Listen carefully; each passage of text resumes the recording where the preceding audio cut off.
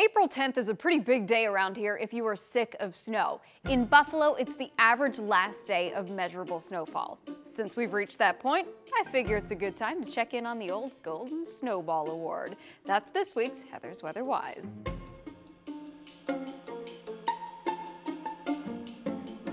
The Golden Snowball Award was started back in the 70s as kind of a fun bragging rights competition for New York State. It involves the snowiest cities with a population of at least 100,000.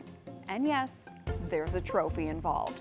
Buffalo, Rochester, Syracuse, Albany, and Binghamton are the 5 biggest cities that compete. And I know what you're thinking. Binghamton, Albany compete with us, the lake effect towns? Binghamton has actually won a few times, guys.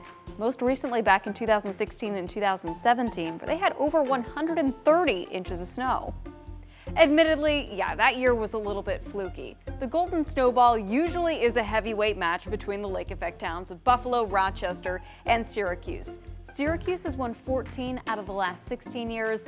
Our last victory, that was in 01 and 02. We had over 80 inches of snow between Christmas and New Year's of that season.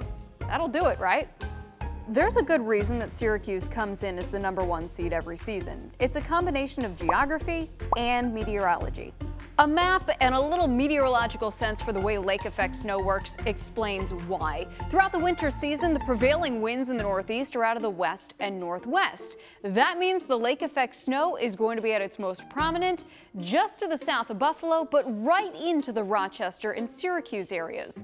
Buffalo's biggest snowfall comes when there's a little deviation in that pattern, usually set off by unusually stormy weather patterns that bring areas of low pressure to our north. That shifts the wind from the southwest. That in turn shifts where the heaviest of the lake effect snow falls, right around Buffalo up into the Niagara frontier, but Ontario's lake effect band shifts a little bit to the north as well, taking Rochester out of the mix and keeping Syracuse right on the fringe.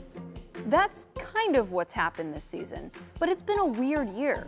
60 days of measurable snow, but only 5 days with 6 inches or more at the Buffalo airport. More than a third of our snow fell in the last week of January. 41.5 inches in 7 days vaulted us from 3rd place to 1st. We haven't had any huge snowfalls since then, but the inches have kind of trickled in over the last several weeks, and it's been enough to keep us just a few inches above our rival, Syracuse. The officials at the National Weather Service are going to wait until early May just in case. But it looks like this time around, we'll get our bragging rights back here in Buffalo. That's going to do it for this week's edition of Heather's Weather Wise. I'll see you next week with a new topic. But until then, remember, it's good to be a geek.